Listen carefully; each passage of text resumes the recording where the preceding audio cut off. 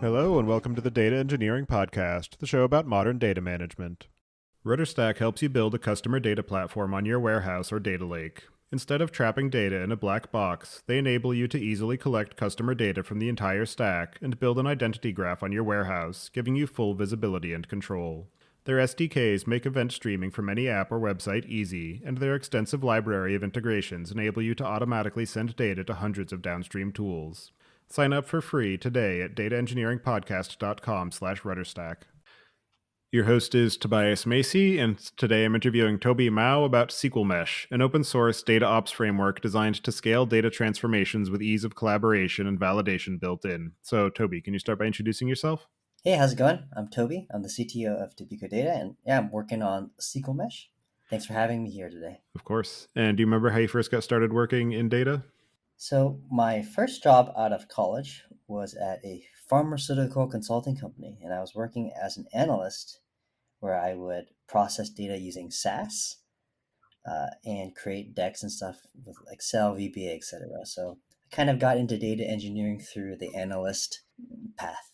And in terms of SQLMesh, can you give a bit of an overview about what it is and some of the story behind how it came to be and also why you decided to release it as open source? Sure.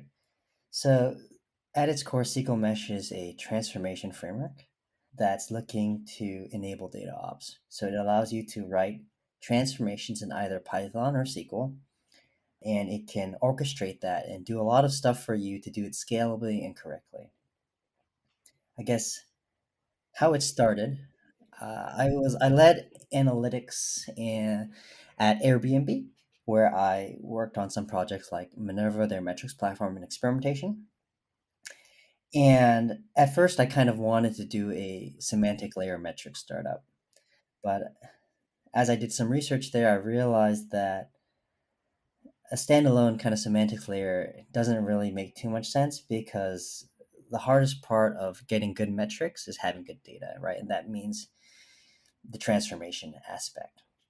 And so at Airbnb, I actually saw a demo of DBT, and immediately I was like, huh, this would never work at any of the companies I've worked at because there's kind of a built-in assumption of being able to fully refresh everything, a lot of inefficiencies, etc. And so that's kind of where I got the idea. And why open source? Well, I really do believe in open source. I've been a big fan of open source for many years. I have SQL Glot, which is a open source SQL parser. I even have a open source board gaming website called 18xx.games. So I love open source. Another kind of keyword that was put into the opening description is this idea of data ops. And that is one of those phrases that has been co opted and overloaded by everyone in industry for their own particular purposes. And I'm wondering if, for the purpose of this conversation, nail down the concepts that you're trying to convey through the use of that term. Data ops is just a set of practices that's looking to make data practitioners more productive, have their output be more reliable and uh, more accurate, right? And so SQL Mesh is looking to automate that all away. We're trying to make sure that you can just focus on defining your business logic, and we'll handle the rest. We'll make sure it's correct, it scales, it's reliable, and so that's really all we're trying to do. In terms of the existing tool chains, not to pick on DBT too much, but it is kind of the elephant in the room. I'm curious, what are some of the challenges that are posed that prevent this ideal of data ops given the existing state of the ecosystem? So I'll kind of make an analogy here, right? And for example, cron is a very simple tool, right? Now, in the past, right, a lot of people used to use cron, and what cron is can do is it can kind of schedule some particular task and do it for you at some cadence, right? And that works great if you have a very simple project or simple requirements. Over time, as you're using cron and your use case gets more complex, you add in more custom things, more custom scripts. Maybe you need to orchestrate some stuff. Maybe you need if else magic, right? And so over time, different tools started to come out in the space, for example, like Airflow, right? And Airflow really specializes in this tasks of orchestrating complex things, etc. Right? And so similar to cron, DBT is very simple, right? And it's great to use if you have a simple use case. But over time, a lot of people who get in deeper into DBT, deeper into the uses of DBT, start to build a lot of custom scripts in order to handle their use cases. And so I would say that SQLMesh is trying to be like what Airflow is to cron, right? It's trying to have a fundamental understanding of the transformation space and build from that to make a seamless experience, as opposed to just being kind of a simple and basic orchestrator. Does that make sense? Yeah, it definitely does. And I think in particular, some of the rough edges that have come up with the current state of data engineering, with the understanding of that workflow being things like the quote unquote modern data platform, where you're using a Fivetran or an Airbyte for data integration. You're using probably DBT or some custom chain of ETL scripts to manage that transformation flow, and then maybe some sort of BI dashboard or reverse ETL framework for making some use of that data. I think a lot of the challenge is the disjointed flows, where there are tools that do help to stitch back together those disparate components into some semblance of a cohesive experience, but that then adds another layer of complexity of making sure that that tool can understand the different semantics of the underlying processes, and also the fact that a lot of these utilities are working at a very coarse granularity, and in order to really scale and get to a sophisticated point with your data workflows, you need to have a more nuanced view and a more detailed access to some of the underlying mechanics to be able to build out some of the kind of customizations that are necessary to ensure that all of your data is correct and properly represented.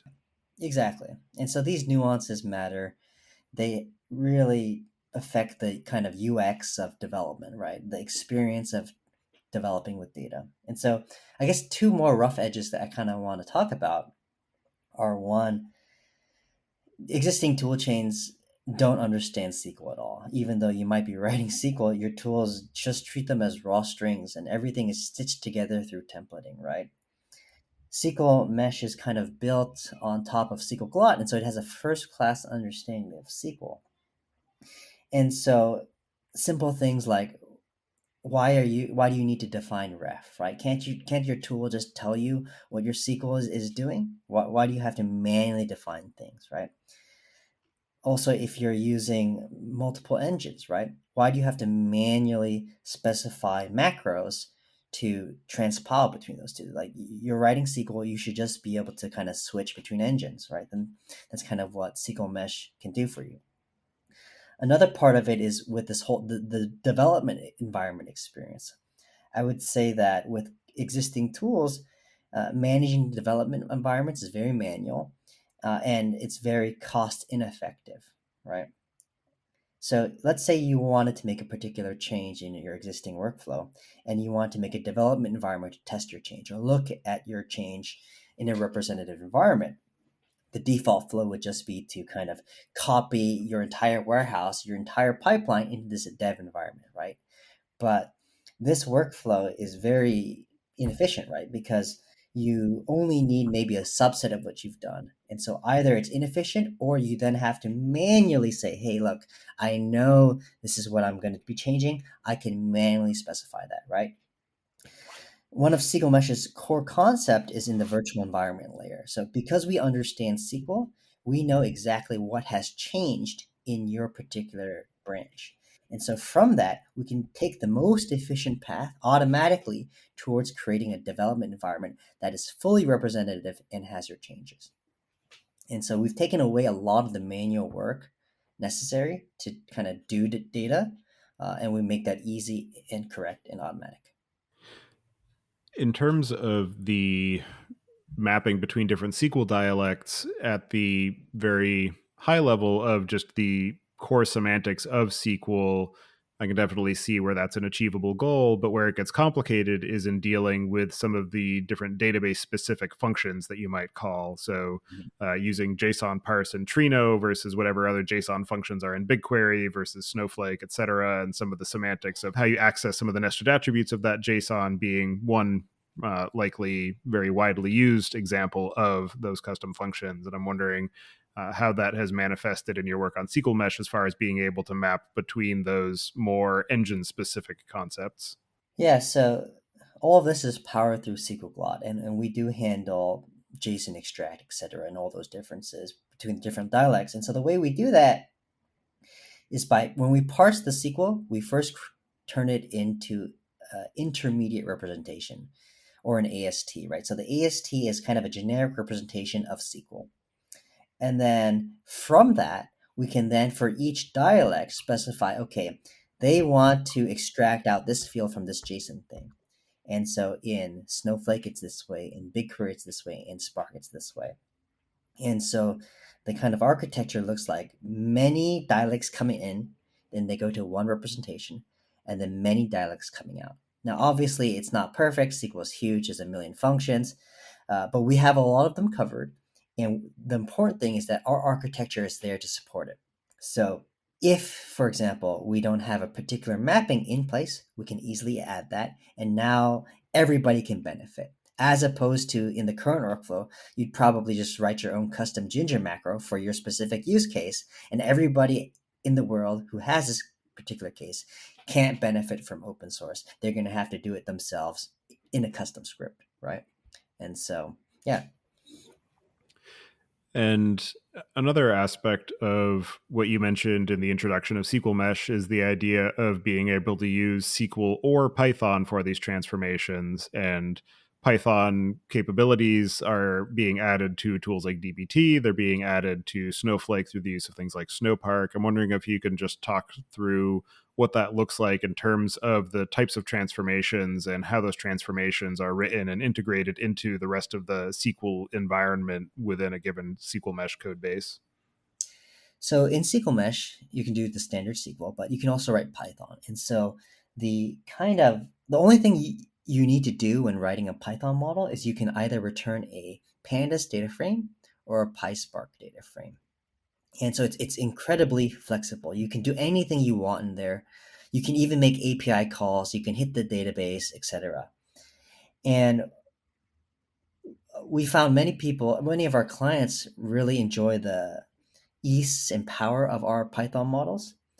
And I guess one big architectural difference between SQLMesh's Python models and dbt Python models is that SQLMesh Python models can run anywhere, right? They kind of run where SQLMesh is running. We don't have to ship off the Python code to, for example, Snowflake. And I think that the dbt's Python execution mode causes some problems because whatever you're sending has to be able to run on Snowflake.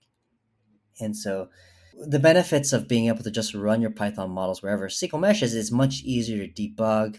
You can see the Python code running, you have all the dependencies installed, etc.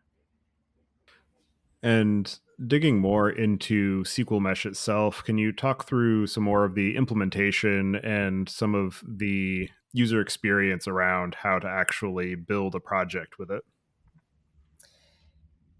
Sure. I mean, it's quite similar to dbt in the sense that you can just define your SQL and then you can just run plan. So SQLMesh's plan is kind of like dbt's run, except that the plan kind of gives you an overview of what might happen first before you actually apply it. And so that kind of takes inspiration from Terraform, if you're familiar with that, right? Because we understand SQL, we can understand a lot of what's going to happen before we actually run it. And so when you define a SQLMesh model, it's very familiar. You're simply writing SQL. There's not a bunch of YAML that you have to define. You don't have to do ref tags. You just write your SQL in files. And then from there, we can automatically detect all the dependencies. We can do some compile time validations, like if you have any syntax errors. And then we can tell you exactly what has changed and what hasn't changed. So the development experience is similar to DBT if you've seen it, but it's a little bit more powerful in that we have things at compile time that are very powerful, and also that you don't have to do a lot of extra manual work with YAML files and refs, etc. And in terms of the development of SQL Mesh itself, can you talk to some of the ways that the design and goals have evolved since you first started working on it, and maybe give some sense of what the current level of maturity is for people who are starting to think about adopting SQL Mesh for their own work? So the most important goal, which has never changed for us, is that SQL Mesh should always be correct, right? Correctness is non-negotiable. So we want to make sure that whatever results SQL Mesh are pumping out, that is what you expect and consistent. And so over time, as we've been developing SQL Mesh, what we found challenging as we delve into different use cases is like, it's quite difficult to do this, right? It's quite difficult to make sure everything is always correct. So starting from a foundation of we're able to understand SQL, right? There's so much we can do with that to help aid in correctness and efficiency. For example, because we can understand SQL, we understand also how changes to your SQL can or cannot affect downstream dependencies. For example, if you have a parent model that has many downstream children and you add a column to it, right? What does that mean? If you're just naive, you think, okay, I have to backfill everything, right? The parent and all the downstream because I've changed the model. But because we understand SQL, for example, and we have a full column level lineage of who uses that table, when you add a column that's brand new, no one else is using it, right? And you haven't affected the cardinality of the parent. And so we know that that is a non-breaking change. We can automatically classify that. And so in order to make your environment into that correct state, representing a data model with this one new column, we don't have to backfill the whole world. We only have to backfill that parent, right? And so you can see now the power yet complexity of being able to understand SQL and how that propagates to the system. And so we've been doing our best to kind of take advantage of all of this power without exposing any of it to the user. And in terms of what you're building at SQL Mesh, the obvious incumbent is DBT. It has helped to launch the overall concept of analytics engineering. I'm just wondering, what are some of the lessons that you've learned from DBT in terms of how you've approached the design and functionality of SQL Mesh, and the ways that you're thinking about how people can manage the adoption path, particularly if they have already invested heavily into DBT? So yeah, DBT is a fantastic tool, right? It's really changed the space. It's created this whole branch of analytics engineering. And so the biggest inspiration for us for DBT in terms of our design is definitely in the simplicity of the tool, right? DBT is extremely simple. You just do DBT run, right? And everything kind of just works. And so with SQL Mesh, we really wanted to make sure that the experience was just as simple. And so we have basically one command as well, which is the SQL Mesh plan. And so the plan, not only does it run your DAG, etc., but before it does anything, it tells you exactly what's going to change, what is the potential impact, etc. And so we wanted to make sure that SQL Mesh was just as easy and simple to use as DBT. Now, if you already have a DBT project, that's great, right? You're thinking about transformation. You're trying to make things more scalable and more reusable, right? And so SQL Mesh is DBT syntax compatible. So if you have an existing DBT project, you can just have SQL Mesh read in your existing project, and you can take advantage of many of the uh, foundational and architectural improvements that we have. Now, there are some things that DBT makes assumptions for, and so you might have to do some tweaks here and there.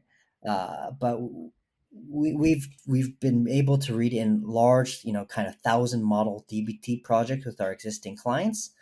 It's definitely a work in progress, and We're hoping to make that better, but our goal is definitely to be DBT syntax compatible. Given that goal of being syntax compatible, what are some of the constraints or limitations that imposes as far as the overall scope of possibilities for what you have built for the foundation? Right. So SQLMesh has its own syntax, and there's no limitations if you use SQLMesh syntax. But if you use DBT syntax, for example, if you have a DBT incremental model, right, you probably have in your incremental model some Jinja if else block, which is like if is incremental, do this, else do that, right? SQLMesh's incremental model is very different. We actually keep track of what intervals have been computed, right? And so there is no if else logic in SQL Mesh models. You can just write select all from my table where my date is between the start and the end of the run, right? Because SQL Mesh tracks the runs and it knows, okay, well, you've processed this date, and so now we need to process this date. In your existing Jinja DBT code, you're trying to calculate the previous run dynamically with your Jinja block, and you're querying yourself to find the latest date, right?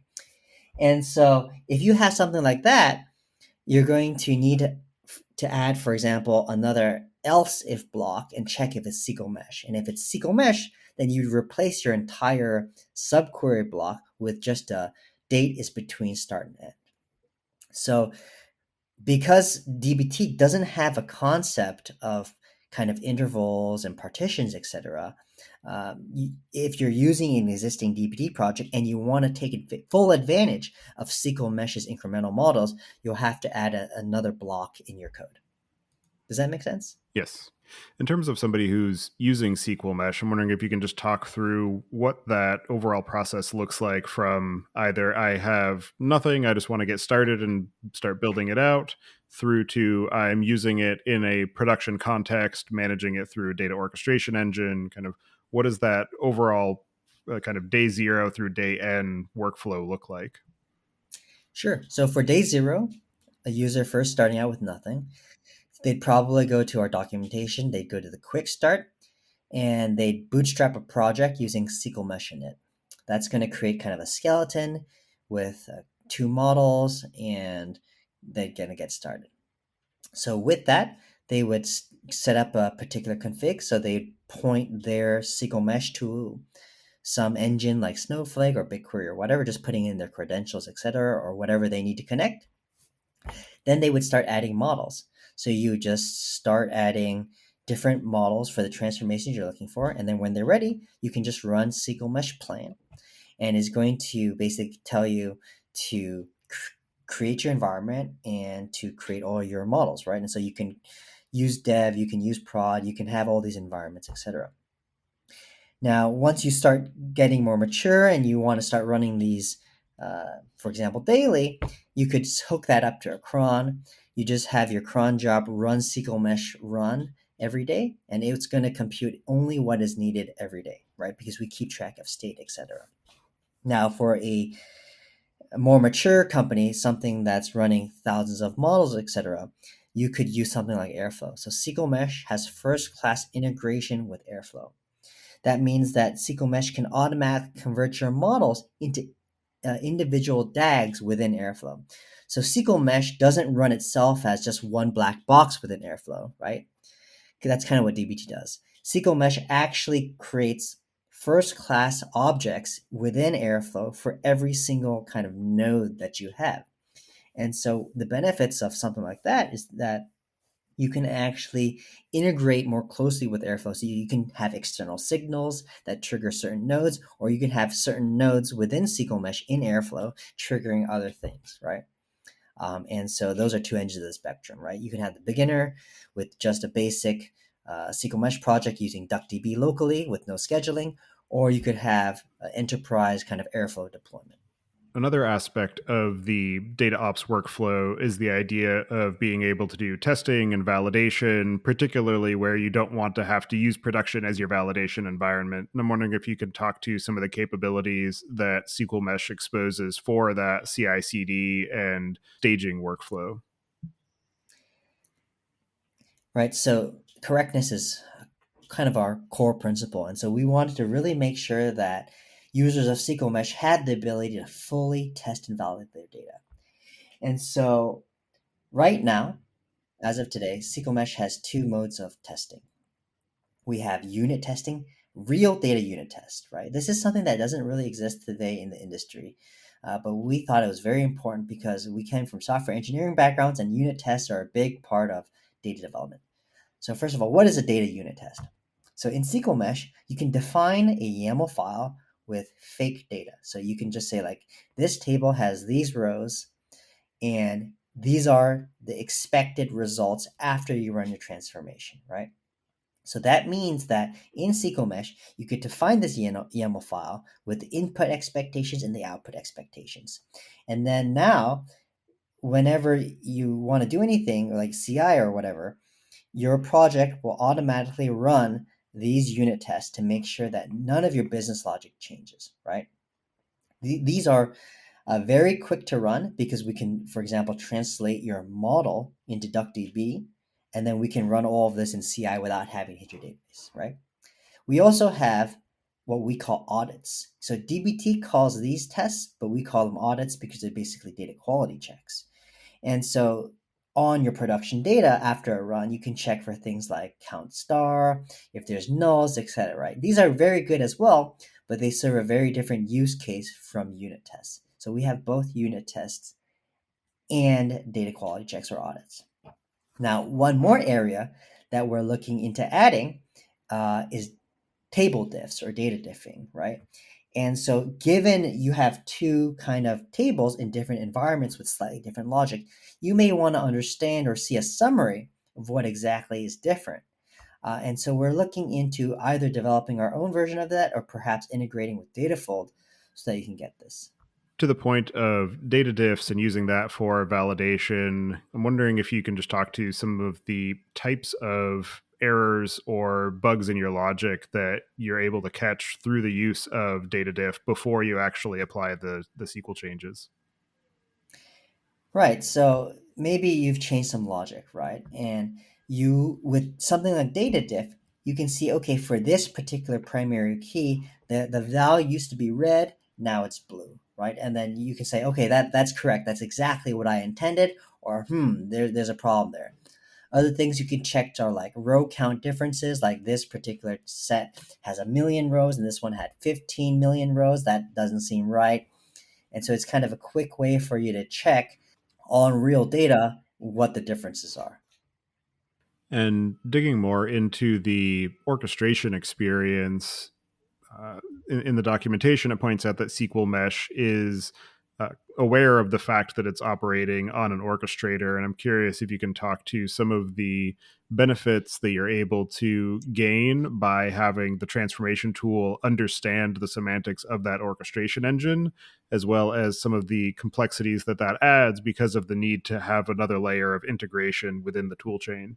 Right. So we really wanted SQL Mesh to be a part of your existing data infrastructure, as opposed to being like some black box that kind of runs as a part of it. Right. So, for example, I think the basic usage of DBT within Airflow is just like, okay, within Airflow, there's a node and it does DBT run, which runs your whole day.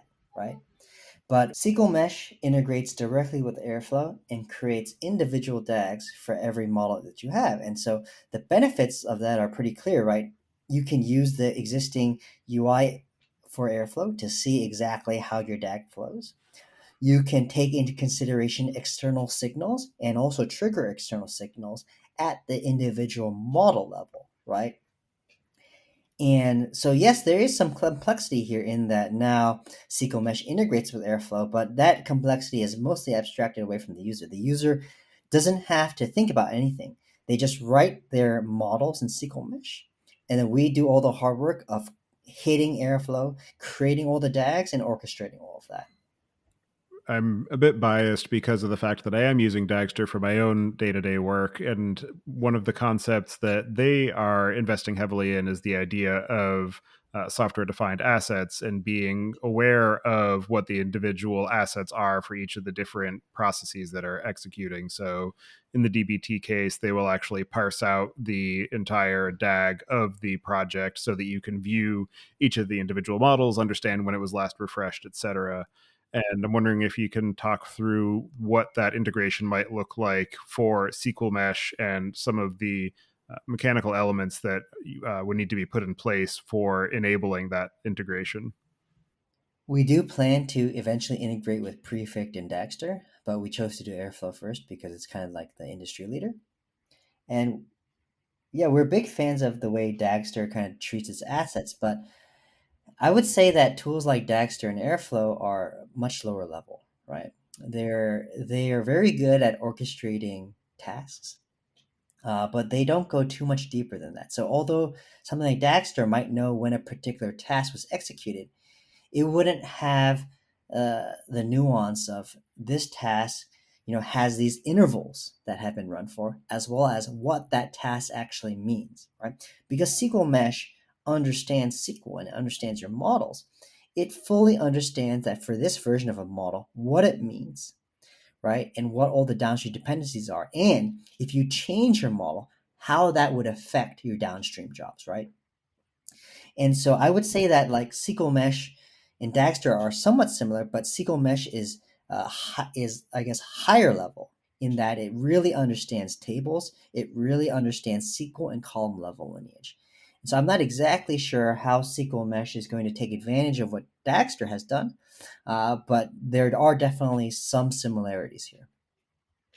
Given the fact that SQL Mesh does handle in an automated fashion some of these semantic concerns and some of the uh, cognitive complexity that goes with building out in particular, larger projects of these transformation flows. So, being able to understand the column dependencies, being able to automatically map that column lineage at the project level without having to manually add specific signals for the tool to be able to do that job for you.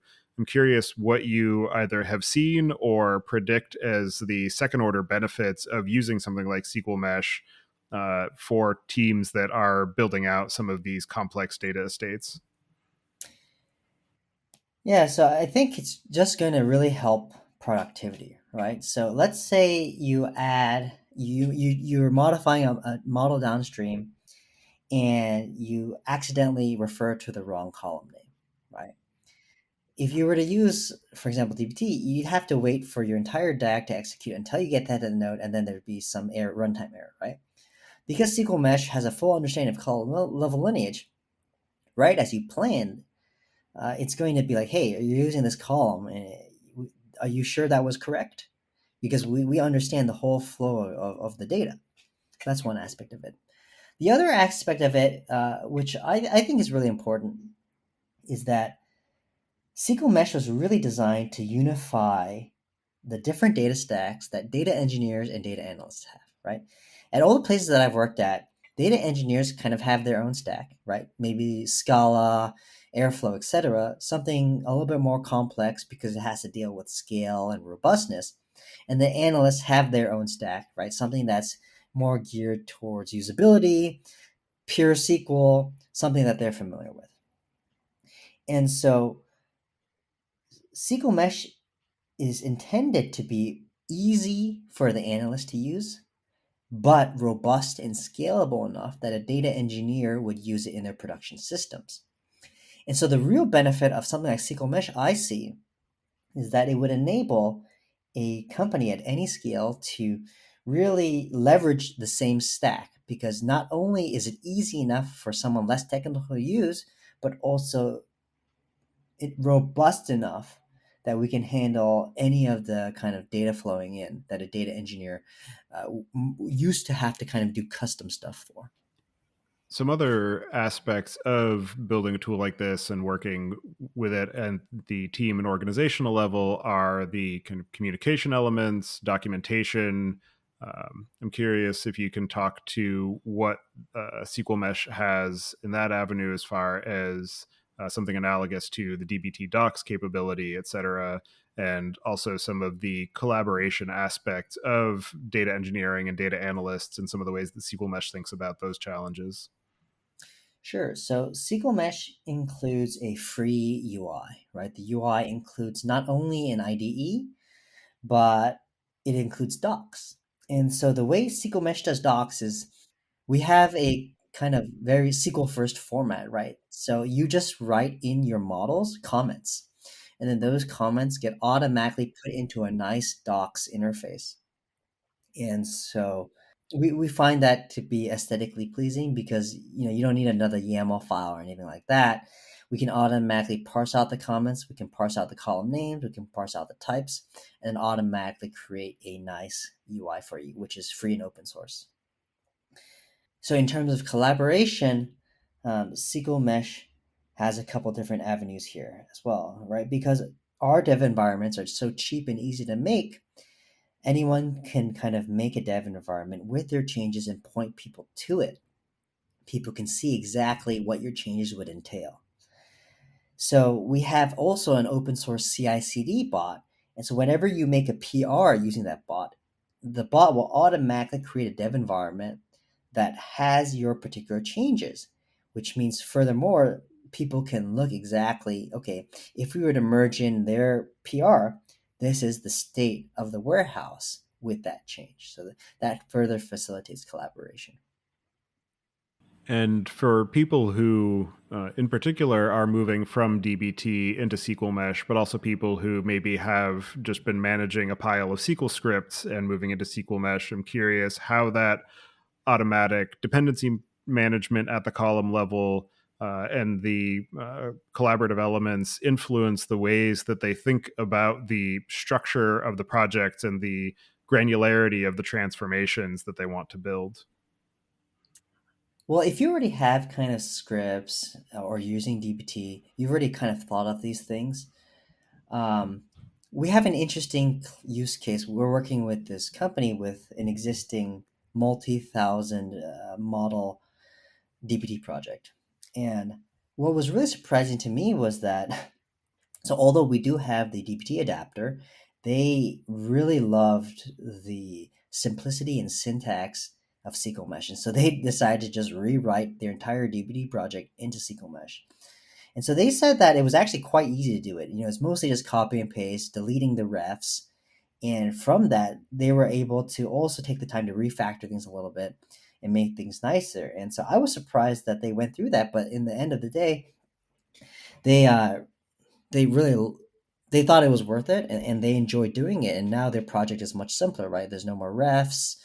Um, their project is simpler with our macro system, etc.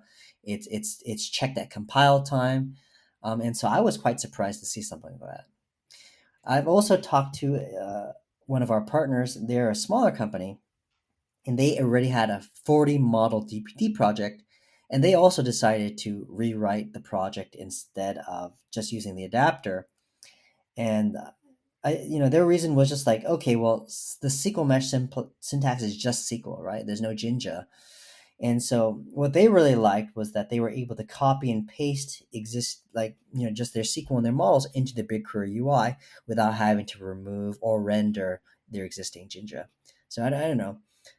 Those are just kind of some of the interesting things that I've seen. Yeah, and I can definitely see that also simplifying the tooling around things like linting, where if you're using something like SQL Fluff, it has to go through those extra hops of figuring out what is the Jinja, how much of that factors into the semantic structures and the code style that we want to enforce. So. Right. Yeah, so on the topic of like SQL Fluff, so we just use SQL Glot for linting, so you can just run like SQL Mesh format, and it's I guess our kind of format is a little bit different. We're a little bit more like Black, where we're very opinionated, and there's kind of one way of doing things. There's like some things you can tweak, like indentation, etc., but for the most part, it's just a very opinionated formatter. Another aspect of the tool that you're building, because of it being open source, as well as the fact that you are trying to build a business, I'm wondering if you can talk to the governance considerations and how you're thinking about the overall strategy of managing the open source project along with your business goals. So we're very early. We just started in September, and we're looking to really focus the next couple of months on making sure our existing clients and partners are successful, right? And so we're really focused on making SQLMesh more robust. And so a lot of our early efforts are going to be around making sure open source is a great product that's robust and production ready. Now, in terms of our kind of long-term goals of monetization, etc., we're also looking to have a cloud or on-prem offering, right? Because SQL Mesh manages a lot of state for you. For example, it knows every single version of every model you have. It knows for every one of those which intervals have been run, right? We have to manage state. And so for the clients that don't particularly want to manage that themselves, we're going to have an offering where we have hosted or on-prem solutions where we manage that for you. Additionally, we'll have other enterprise kind of features like cost estimation, right? Knowing, for example, which models are expensive and how to optimize that, as well as our query proxy layer, which I can talk about more if you're interested in that. Yeah, definitely be curious to hear what the query proxy is aimed at and some of the capabilities that adds. Right. So SQL Mesh, as we discussed, has this whole virtual environment layer, right? It easily and efficiently allows you to create development environments that are full replicas of your warehouse without any of the cost, right? Does it all very cheaply.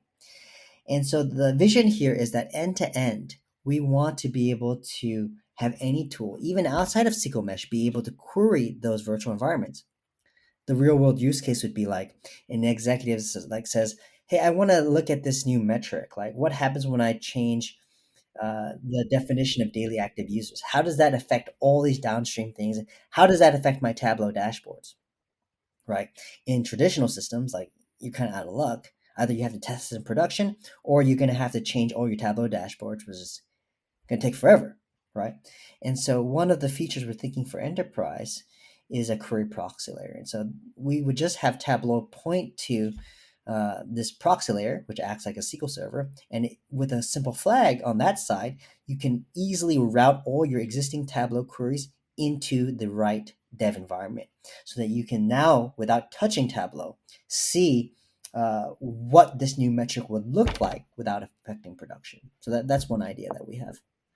And to the point of metrics and your earlier point of this all started with wondering about building out a metrics layer solution and the fact that DBT has acquired Transform and they are heavily investing in the concept of the metrics layer. I'm wondering how that manifests in the context of SQL Mesh and some of the design and user experience considerations that you've had along that line.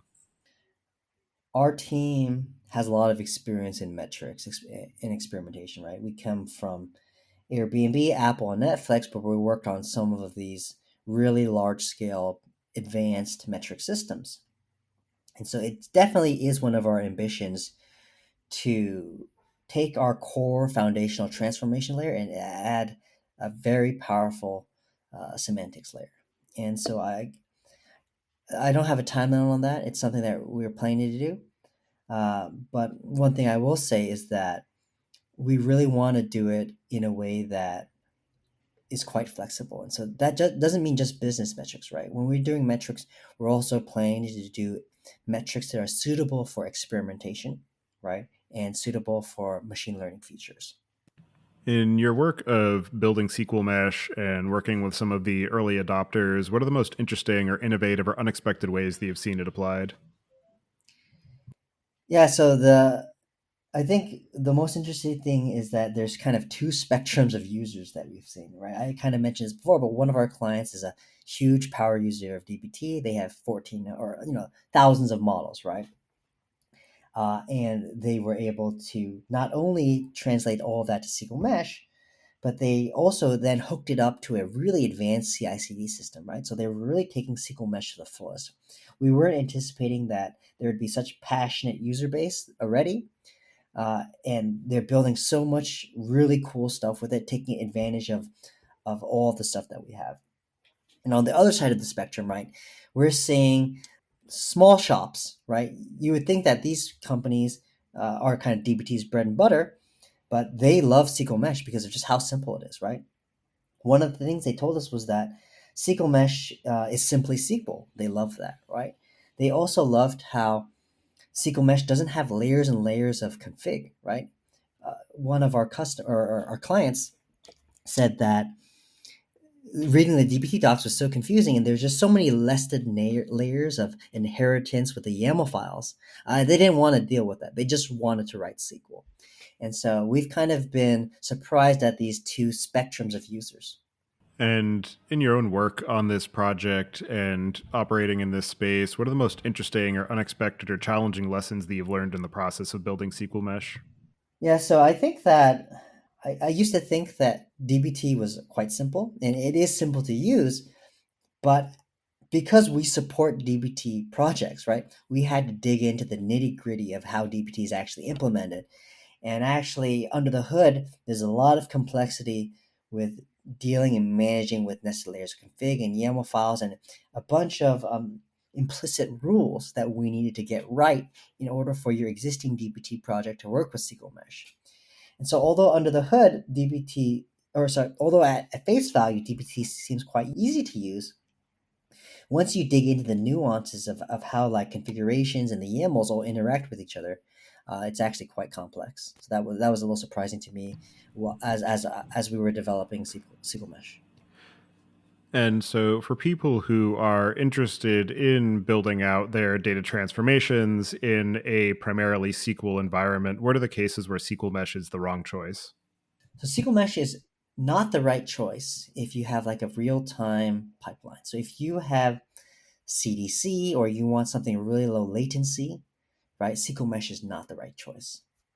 We have seen some users using SQL Mesh Python models for ingest, but it's really done in a micro batch fashion. So something like ingest every 5 to 10 minutes. But you shouldn't really be doing that at any high scale or where you're looking to have sub-second latency. It's not the right tool. You should use Flink or Fivetran for that. And as you continue to build out and iterate on SQL Mesh and some of the other business goals for Tobico Data, what are some of the things you have planned for the near to medium term, or any particular projects or problem areas you're excited to dig into? Yeah, I touched on this briefly already, but our immediate goals is to really work with our existing clients and partners, making sure they're successful, making sure that SQL Mesh is robust and enterprise ready. But we're also really excited about changing the metric space, right? Making a really robust and powerful semantics layer, as well as this kind of query proxy layer. So, yeah. Are there any other aspects of SQL Mesh in particular, or the DataOps space, or the overall workflow of transformations in a SQL context that we didn't discuss yet that you'd like to cover before we close out the show? I think we covered most of it. Okay. Well, for anybody who wants to get in touch with you and follow along with the work that you're doing, I'll have you add your preferred contact information to the show notes. And as the final question, I'd like to get your perspective on what you see as being the biggest gap in the tooling or technology that's available for data management today. From my experience, the biggest gap in this whole data ecosystem is how fragmented it is even within one company. I think different types of users, for example, data engineers, data analysts, and data scientists, they all have very different workflows, partially because they have very different skills. And I think that this heterogeneous environment makes it difficult for business to be productive and it makes it difficult to maintain, right? A data analyst might be using some kind of SQL based stack like DBT in their own black box. Data engineer might be writing some kind of Scala Airflow custom thing. And the data scientist might be using a Jupyter notebook. And so these folks are all working towards the same goals, but they're all talking different languages, right? It's very difficult to have a productive development environment with these three different stacks. And so so that's kind of one of the motivating factors of what we're trying to do, trying to solve and make data development more homogeneous across these three very different personas. All right. Well, thank you very much for taking the time today to join me and share the work that you're doing on SQLMesh. It's definitely a very interesting tool and one that I'm excited to start experimenting with and trying out for my own use cases. So I appreciate all the time and energy that you're putting into that. And I hope you enjoy the rest of your day. Thanks for having me.